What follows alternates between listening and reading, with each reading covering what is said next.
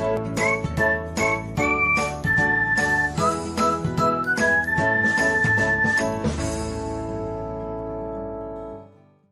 everyone, welcome back to another episode of Technologyglance. Today, in this video, I'm going to guide you through how you can get notified when someone comments on your post on Pickzon. So, let's get started. Firstly, open Pickzon app in your device.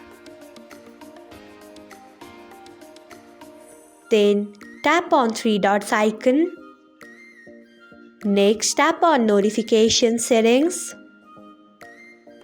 After that, you can see the option of post comment. Turn on it by tapping on it.